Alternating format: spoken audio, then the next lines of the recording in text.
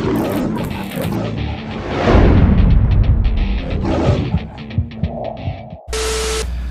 is up mga kababayan? Kumusta? Mapagpalang araw nga pala sa ating lahat. Panibagong araw na naman, panibago na namang mga kabalbalan na ibang mga presidential aspirants ang ating pag-uusapan mga kababayan. Wala na mahabang intro-intro pa. You know how this is. Abay, napakasarap ang asar na naman ngayon mga kababayan. Kasi meron tayong dalang mga good news. So kanina mga kababayan, alam nyo, talagang natouch ako sa sa mensahe ko kanina sa isang viewers natin. Actually, nag-message siya kanina sa Facebook. Sabi niya, fans ko daw siya. Abay, napaisip ko, napakasarap naman. May fans na pala ako. Hindi ko napansin eh. Basta ang ginagawa ko lang dito mga kababayan, nagpa-good vibes lang. Tatanggalin ko lang yung mga stress nyo. Kahit yung mga ibinabalita ho natin, parang napaka-stressful. Lalo na yung politics, diba? Stressful world yung politics. Kaya nga ginanito ko pagbalita para matawa naman kayo. Meron na tayong makukuha mga magandang balita, meron mga negative side din, pero at the same time, happy pa rin tayo, nakangiti lang. So ngayon mga kababayan, ang nag-message ho sa akin, gusto ko lang i-shoutout ho si Sir Edwin Omapas. Yan. Nasa California ho siya ngayon, California, USA. Actually, originally, he is from Cebu City. And also, church choir ho siya doon sa California, USA. Yan, palakpakan naman natin si Sir Edwin mga kababayan. Masarap ho basahin ang mga mensahe niya ho kanina na talagang nakatouch ho. Yan. And of course mga kababayan, gusto ko rin i-shoutout also ang nasa San Antonio, Nueva Ecija, si Sir Ricardo Reyes. Isa sa mga solid viewers na natin dito. Siya nga pala mga kababayan, gusto ko lang imbitahin ang mga solid viewers natin dito na sana mag-like ho tayo dito sa ating video. Mag-like, mag-share. Kung sa hindi pa ho nakakapag-subscribe, please subscribe naman. It takes only 1 second mga kababayan. It takes 1 second only. Mag-like, mag-share, at saka mag-subscribe. Very easy. Wala nang sichiburitsi ng konti. It takes 1 second only. So ngayon mga kababayan, meron ako before tayo sa good news, meron ako ipapakita na isang video dito sa gilid ko. I know some of you, probably most of you nakakita na ho nito. Kasi kumalat na, nag-viral to eh. Meron kasing ginawang yung mga dilawan doon sa may market. At tinawag ko nila ito na flash mob video. Meron itong mga video dito, mga tao dito mga kababayan, mga dilawan yan. Tapos kumanta ho sila doon sa market. Ang nakakatawa naman dito, parang binaliwala lang ho sila. Kumanta ho sila, mga singer tong iba eh. Alam ko, kilala nyo sila eh. Parang binaliwala lang ng mga tao doon. So ngayon mga kababayan, while nanonood ho ako sa video, meron akong napansin. Siyempre si Ivan, makakapansin yan kaagad eh. So ngayon mga kababayan, meron akong nakita ho doon. Hindi ho siya, parang bumili lang siya doon. Timing na andun yung mga dilawan na kumanta. Tapos sinabihan niya yung tindera ho doon. So ngayon mga kababayan, meron ho akong request sa inyo na sana katuwaan lang ito na bigyan niyo ho ng caption or title. Isulat ho natin diyan sa comment section. Bigyan natin ng title to kung ano kaya ang sinabi ni Tatang diyan sa tindera na nakatabi niya. Kasi alam kong kilala nyo kung sino ang tinuro niya eh. Nag-viral yun eh. Isang hint, singer na nag-viral, isang dilawan. Tsaka mayroon siyang ginawang kabulastugan eh. Tapos nag-viral yun eh. So, ang gusto ko mga kababayan, mag-comment kayo dito sa comment section natin. Bigyan nyo ng title or caption kung anong sinabi ni Tatang. Pagandahan ho tayo ng caption, pagandahan ho. Tsaka i-shoutout natin kung sino may pinakamagandang captions dyan. So, ngayon mga kababayan, forward na tayo. Merong good news. Ang Lilo Research ho, nag-update na ho ang kanilang yung sinurvey nila. So, ngayon mga kababayan, covered pa rin ito sa April 14 to 20 na survey. Si BBM ho, nakakuha pa rin ng 64%. Yan, palakpakan naman natin. Talagang hindi naman si BBM. Tsaka nakakuha si BBM ng 64%. Si Lini, 21%. Si Isko, nakakuha siya ng 5%. Si Pacquiao, nakakuha siya ng 5%, at saka si Ping Lacson, nakakuha siya ng 2%, and the rest, mga zero na. Kilala niyo naman kung sino mga zero eh. Ngayon, alam ko na kung ano pala ng ibig sabihin ng others. Actually, alam ko naman mga kababayan. Biniro ko lang kayo eh. Ang natawa lang ako doon sa mga sagot doon sa mga kababayan natin. Sabi nila mga ghost daw 'yon. Yung others, mga ghost daw 'yon na hindi lang ipinakita, mga ghost voters yung others. Actually, natuwa ako doon mga kababayan eh. So ngayon, forward ho tayo mga kababayan. Abay, itong si Lenny ho. Paano nasaktan ho yung Hindi naman nasaktan, talagang medyo nagalit na ho yung mga naalala niyo yung trahedya ng SAF 44, yung sa SAF 44 mga kababayan. Kasi itong si Lenny ay sumuporta ho ngayon sa MILF, yung pumatay ho yung mga sundalo na membro ng SAF 44. So ngayon, kinancel ho nila si Lenny, talagang galit na galit ho. Kaya nga yung ibang mga kababayan na mga makalini noon, kaya nga lumipat ho ngayon sa kay BBM. Kasi itong mga dilawan, kilala nyo naman sila kung sinong sinuportahan lang ngayon, sinuportahan ba yung mga yung mga against government. Siyempre yung isa na yung MILF, meron din isa doon na mga katulad ng sinuportahan ng Akbayan, yung Makabayan, mga pangit na mga grupo yan, wag nyo iboto yan, mga cancer sa lipunan yan mga kababayan. So ngayon, galit na galit ho yung mga tao, yung mga pamilya ho na namatayan ng sa SAF 44. So ngayon talang sinisigaw nila ngayon na wag nang iboto si Lenny.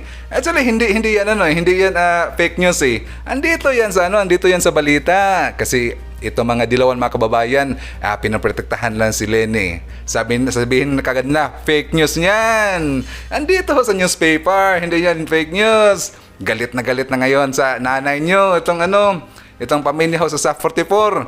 So ngayon ang mga sundalo ngayon mga kababayan, sumuporta na lahat kay BBM. Yan, palakpakan naman natin mga sundalo natin. At saka yung pamilya ho ng namatayan ho sa SAF 44. So ngayon mga kababayan, to the rescue siyempre alam ko narinig niya to na merong kaguluhan ho doon sa Baguio, doon sa market. Itong anak ni Robredo mga kababayan, itong si Jillian, nagkalat nun mapagmataas. Parang nilockdown ho niya yung mga igurot doon. So ngayon, 'di ba, yung mga estratehiya nila ngayon na papunta ng mga market to market, papunta sila ng stall to stall, nagpunta sila doon ng mall to mall. So ngayon mga kababayan, nagpunta ho sila doon sa market, sa Baguio Market. Yung tinanong doon isang igurot. So ngayon, hindi sila nakaintindihan. Kasi alam niyo mga kababayan, ang hindi alam kasi ng mga dilawan, itong mga igurot, mga BBM supporters yan. Talaga mga loyal ho yan ng mga Marcos. Kasi alam niyo itong balita ito, yung lahat ng mga igurot, talagang mga maka-Marcos ho yan. Kasi ang mga igurot mga kababayan, makatao yan, mga makatao. Talagang hangang-hanga ako sa culture ng mga igurot. So ngayon mga kababayan, tuloy tayo. So itong si Jillian, sinabihan niya kasi parang hindi niya makumbinsi yung si nanay. Siguro, hindi ko alam kung sinong nakausap niya, either babae o lalaki ba. Basta isang igurot ho mga kababayan. Sinabihan man lang ni Jillian na let me educate you. So nagalit yung tao doon, yung isang igurot. Nagalit ho kay Jillian, talagang pinagmumura at saka pinagsisigaw-sigawan doon. So ngayon mga kababayan, itong si Jillian, kailangan nating ako na bahala mag-educate kay Jillian. Jillian, at saka itong mga kababayan, itong vlogger ho na mga dilawan, to the rescue kaagad eh. Sabi kaagad ng itong vlogger si Pinoy Vlog na hindi daw yung totoo, wala daw mga tensyon na nangyari ho doon sa Baguio Market.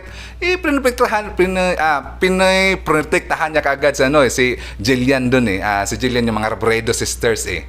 So ngayon mga kababayan, gusto ko lang let me educate this girl, Jillian. Alam mo, dilawan, ito ho ang mga igurot, sila talagang ang yung family ties, napaka-close ho nila. Napaka-close talaga ng mga ano ng mga ano yung mga igorot mga kababayan. So ngayon, isa sa mga prioridad ho ng mga igorot mga kababayan ay ang education ho, education. Kahit wala na silang makain, kahit konti na silang makain mga kababayan, gustuhin pa rin nila na makatapos ang pamilya, isa sa mga pamilya nila or ang pamilya nila na makatapos ho sa pag-aaral. So ngayon, siyempre nagalit ho yung yung igorot. Anong sa tingin ng mga dilawan? Uneducated sila? Talagang napaka mapagmataas ho ang mga Robredo mga kababayan. Siyempre sila. So sabi ngayon naman sabi ho ngayon ng sa news, talagang hindi na fake news. Meron ho talagang tension na nangyari doon. News na yung sabi ha. Para maglagay ho tayong yung talagang galing ho yan sa isang tabloid para hindi masabi ng mga dilawan na fake news. So yun. Talagang nauwi talaga sa tension. Meron hong taga doon nagsabi, yung taga sa malapit na talagang sinigawan ho niya si Jillian. Kasi siyempre ang mga igorot mga kababayan, may pride ho yan. Marunong ho yan mag-isip. At saka well-mannered. Mga well-mannered ho mga igorot. So bakit nyo sabihan ng let me educate you? Anong ibig sabihin? Wala siyang alam? Alam nyo mga dilawan, makinig kayo ha. Bakit hindi nyo napapansin na ayaw na ng mga tao sa inyo? Parang kasi alam nyo, itong mga tao, itong dilawan ha, itong mga dilawan, makinig kayo sa akin. Siyempre ang mga tao, kung iboboto ho nila yung nanay nyo, yung si Nanay Lini ninyo, walang hong mabuting walang hong magandang kinabukasan ho ang Pilipinas. Kung yang si Lini ang magiging presidente, yan ho ang totoo. Kasi alam na ho nila kung sinong karapat dapat na iboto ho bilang presidente. Tsaka walang iba naman yun, si BBM lang ho. Siya ho ang pinaka-qualified para pumalit ho kay PRRD. Walang iba ho. Alam na ng mga tao ngayon kung sino ang dapat iboto. Ito si Jillian, let me educate you ha. Ito yung bago kong let me educate you. So ngayon? Supalpal kayo sa mga igorot no? Alam nyo, mahal na mahal ho ng mga igorot si BBM at saka yung buong Marcos ho at saka yung mga Duterte. Kasi talagang malaki ang naitulong ho sa ng mga Marcos family doon sa mga igorot. Kaya mahal na mahal nila si BBM. So ngayon mga kababayan, speaking of PRRD, actually good news nga pala sa mga taga Cebu City kasi nag-opening ho ngayon sa CCLEX ba yung pangalan nun? Sa yung bridge ho nag-link ho ng bridge ng Cebu City at saka sa Cordoba. Actually, andun ho ngayon si PRRD nag-inauguration. Kakatapos lang yata. Nag-inauguration ho doon sa Cebu City. Napakaganda mga kababayan. Napakaganda talaga ng bridge ho. Meron ako itong na-clippings na kuha ng drones. Ito papapanood ko sa inyo. Napakaganda mga kababayan. Actually, na-miss ko ng Cebu City. Nagpupunta lagi ko sa Cordoba, sa harap naman sa Cebu City. Ngayon, noon wala pang bridge. Ngayon meron ng bridge. Parang napakasarap ipunta doon, bumalik doon sa Cebu City. So ngayon mga kababayan, natawa ho ako. While nanood ho ako sa live ng inauguration, merong nagsabing isang bobo doon. Sabi niya, proyekto ho daw niyan originally ni Pinoy. Nasaan ba si Pinoy? Ang bilis naman ng karma. Sabi niya na proyekto ho daw niya ni Pinoy. Nagpunta lang diyan si PRRD para mag-ribbon cutting daw. Wala daw tayong alam. Napakatanga naman ito. Kung proyekto yan ni Pinoy, sige let's see. Kung proyekto yan ni Pinoy noon, bigyan natin ng chance mga kababayan. Kung proyekto ho yan ni Pinoy, nabuo ba ang bridge? Parang napaka-corrupt, no? Sige, let's see. Yung original na project na yan kay Pinoy. Pero talagang ni PRD, tinapos ho. Siya ang nag-umpisa, siya rin ang tumapos. Sa panahon ni Pinoy, naumpisahan ba? Tanga bobo to. Ang sarap ng asar mga kababayan, lalong-lalo na pag tanga yung nagsasabi, hindi nag-iisip. Napaka-common sense. Very logical naman yun. Naku, tanga. Siguro kung andyan si Pinoy, tatanungin kita, nasaan naman si Pinoy ngayon? Correct Siyempre, mabilis yung karma.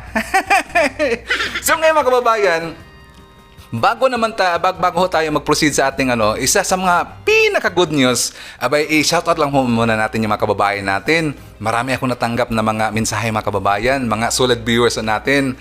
So, unahin ko muna yung nasa sa Al-Hasa Hufof sa Saudi Arabia, si Sir Celso Boy Igilios. Yan, shout out to you.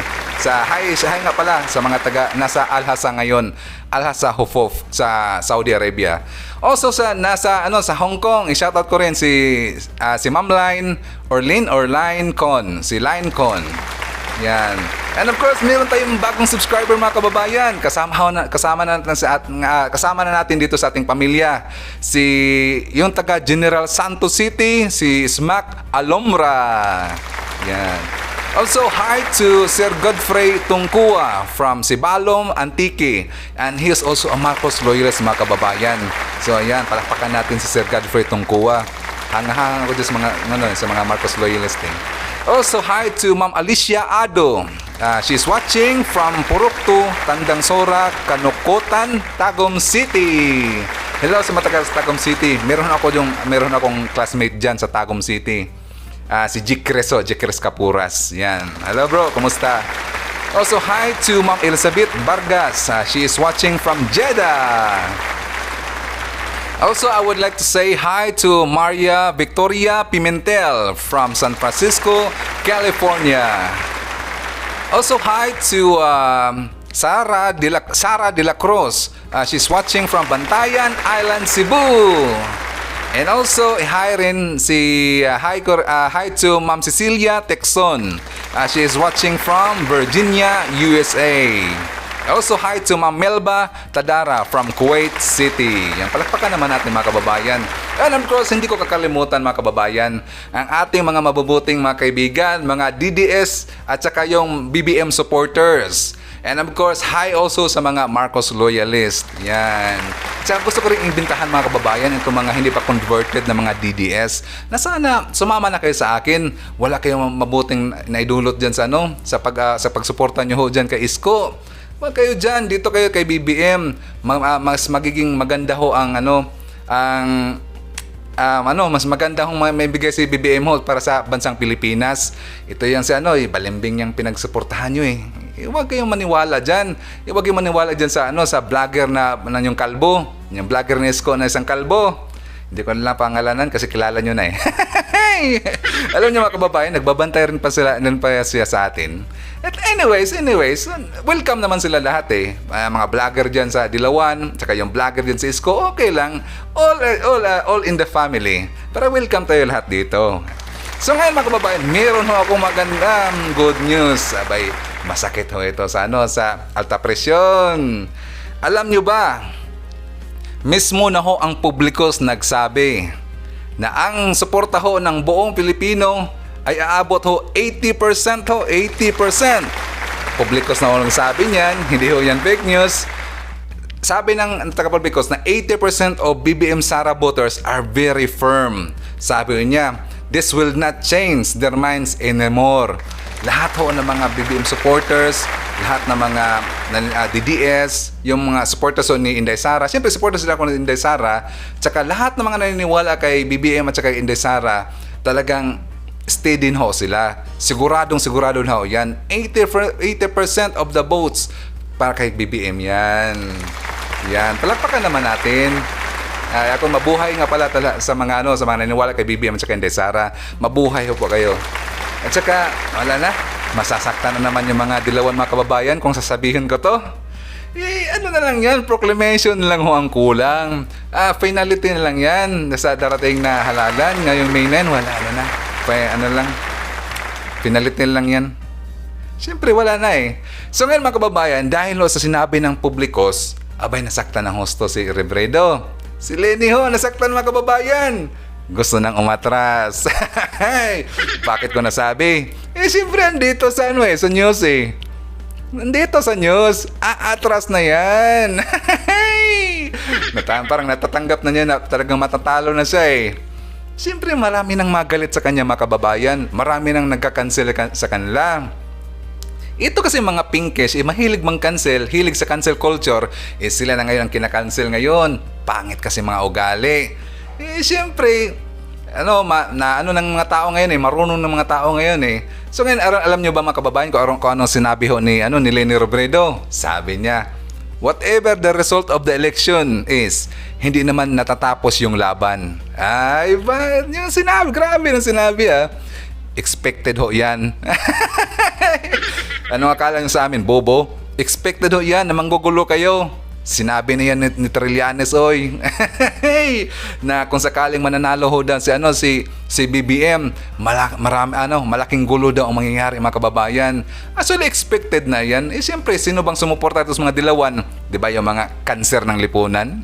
Ayan, so, hindi nyo kami, grabe naman itong mga dilawan. Hindi nyo kami matatakot, oy.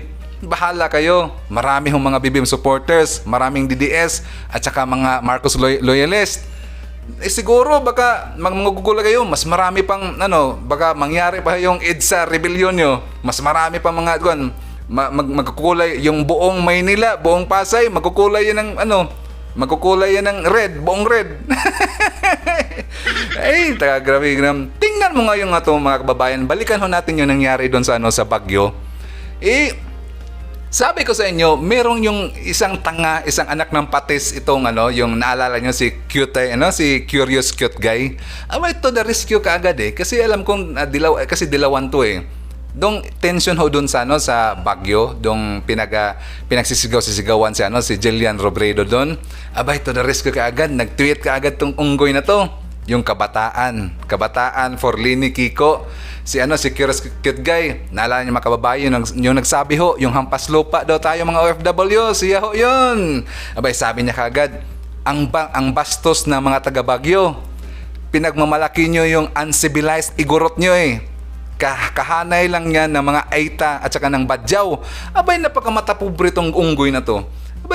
Gusto ko lang kuritin ng konti itong mga kababayan Sabi pa niya, dagdag na dito, palibhasa, pumupunta dyan yung mga dukhang hindi afford ang Japan, yung Korea, ang Taiwan, kung saan pwedeng makapag-chill ang mga kagaya naming maka-afford daw.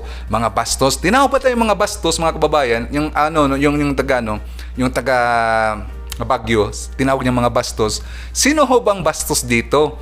Itong dalawang unggoy na to grabe, malaya talaga itong unggoy na to.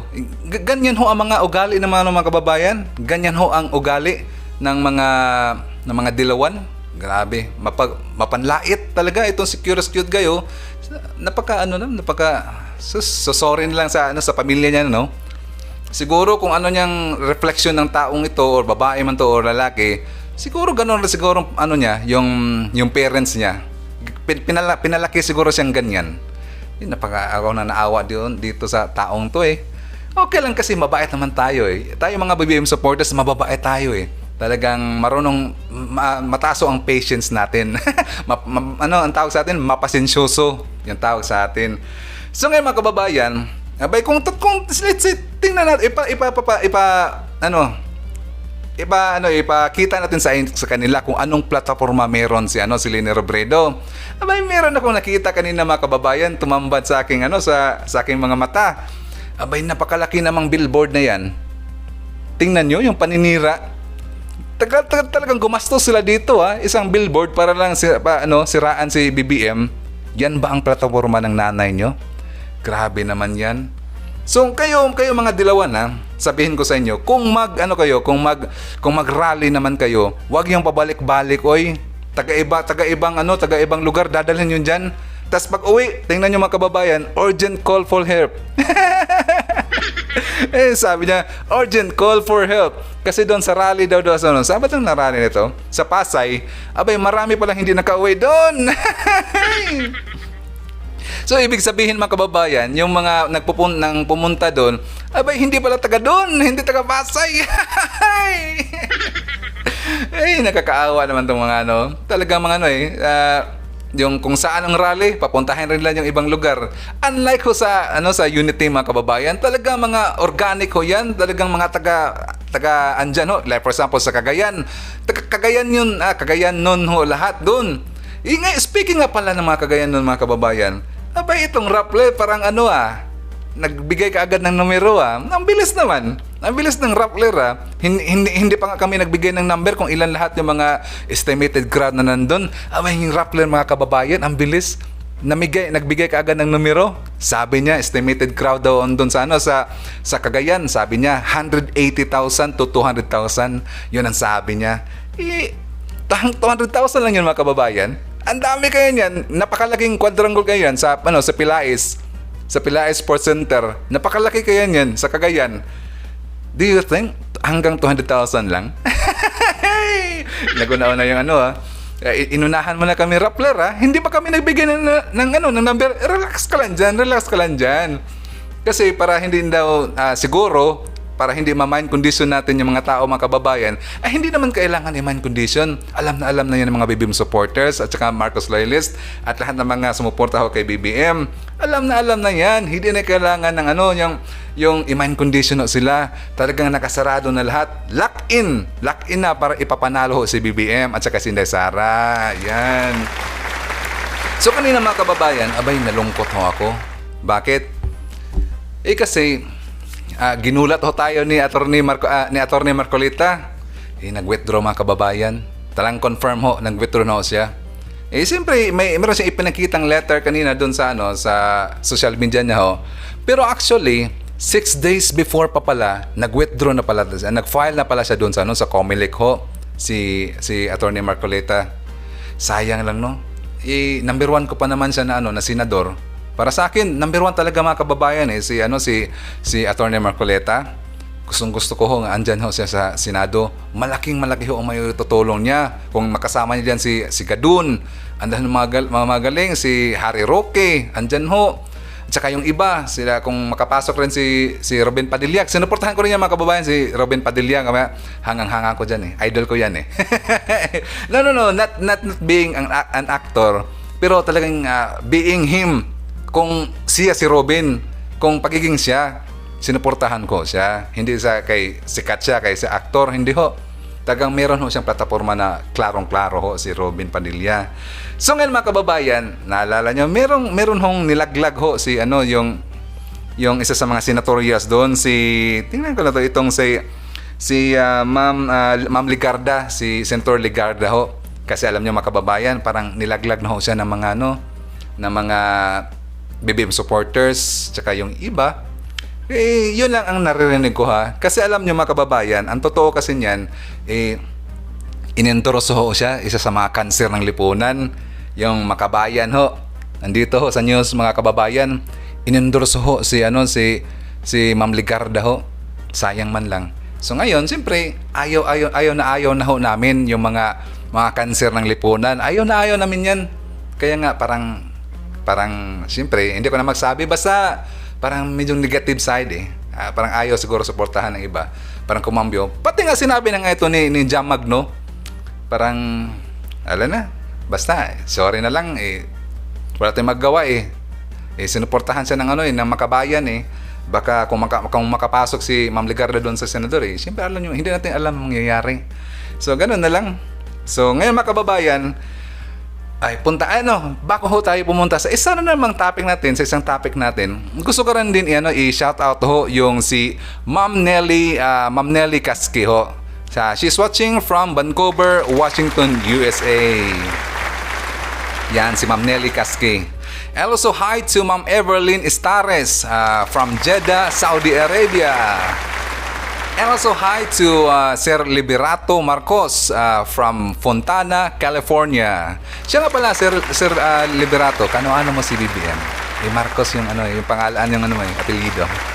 Hello sir.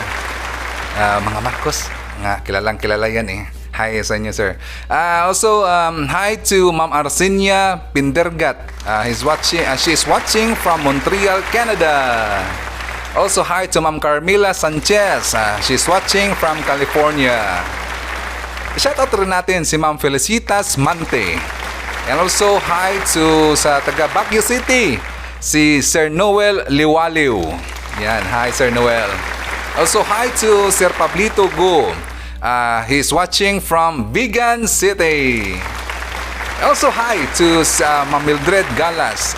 She's watching from San Mateo, Rizal. And also, hi to Ma'am Anita Franco from Bukidnon, Mindanao. And of course, I'd like to say hi also sa mga taga Leyte, sa Palumpon Leyte, Bilyaba Leyte, Isabel, Tacloban, Cananga, Sagiwan, Samar, at saka sa sa mga Samar Hall, the Horror Samar Leyte. Maraming salamat po sa pagsuporta sa ating channel. Nakikita ko sila nagko-comment na diyan sa baba, mga kababayan. At saka pasensya ho sa hindi ko na shoutout lahat. Sa next naman natin na video, i-shoutout ko ho yung mga iba. Wag kayong mag-alala, wag kayong magtampo. I-shoutout ko rin kayo sa next video natin. So ngayon mga kababayan, last ating topic, ito hong yung balikan ho natin itong Facebook at saka yung Rappler. Abay, alam nyo ba, nanawagan ho si Mamalo Tikiwa. At yung yung political strategist mga kababayan, yung political strategist na si Mamalo, hindi ko lang masyadong family name niya, Tikwiya siguro.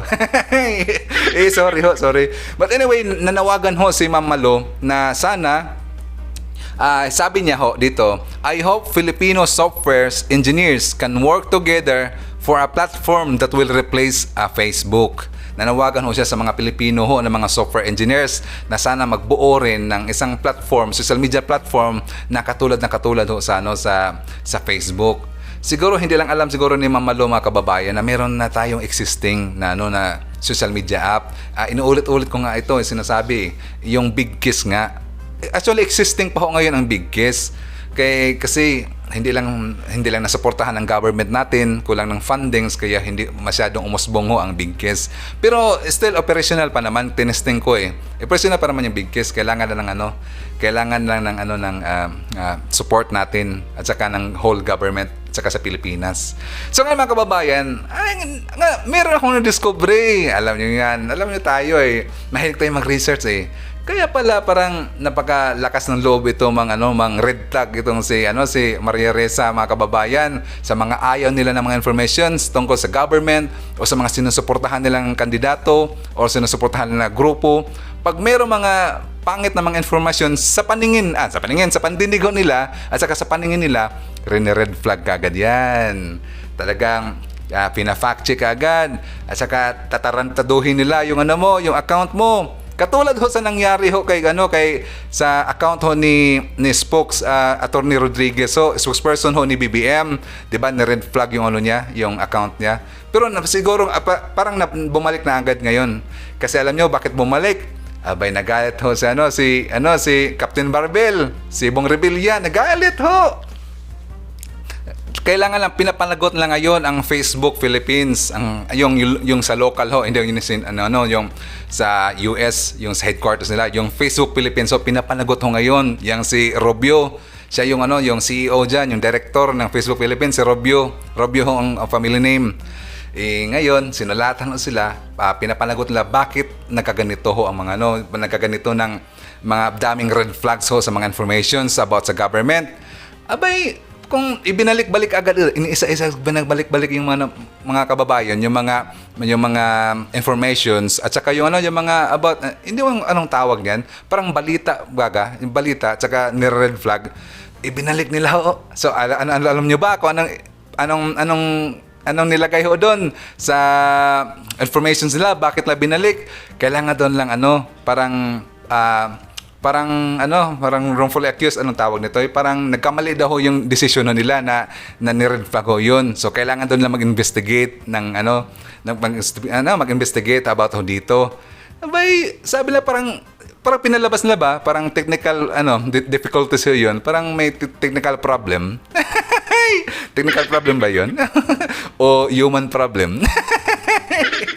Human problem yun. Yung fact-checker nyo ang problema dyan. Palitan nyo na yan sa Maria Ressa. Ingan mga kababayan, meron akong na-discovery. Humaba na tayo. Ipapakita ko na bakit mataas parang mataas ang loob niya ni Maria Ressa na mang red flag.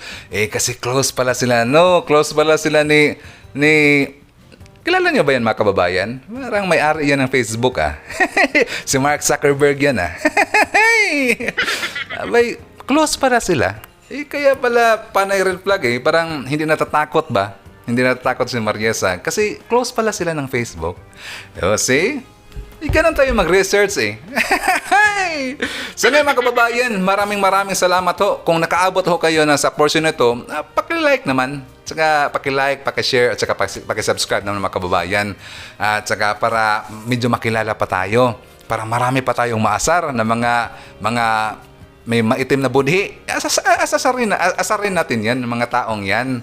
Siyempre, as I said it always, pray ho tayo lagi mga kababayan para sa safety natin, para sa ating health. I-pray ho natin kay Lord para also i-pray ho natin na walang mangyayari ho sa darating na halalan. Magiging peaceful ho lahat at saka walang aberya at saka hindi mag-burn out. I-pray ho natin kay Lord mga kababayan kasi ang prayer so napaka-powerful. So ayan, maraming salamat. Siya nga pala, sa mga hindi pa nakakilala sa akin, ako nga pala si Ivan, ang pinakabulol na vlogger sa mundo ng YouTube. Pero masarap hong magmahal. At saka may ano din, may karisma din. Hindi ako nagsabi niyan. Yung mga viewers ko lang ho ang nagsabi niyan. Binasa ko lang. But anyway, maraming salamat. So, see you on my next video. BBM Sara, BBM Sara, pagkakaisa patungo sa ginhawa. BBM Sara, BBM Sara, para sa kinabukasan naming mga bata. BBM Sara, BBM Sara, walang imposible na kapag nagsama-sama. BBM Sara, BBM Sara, ang presidente at ang busy na mahal.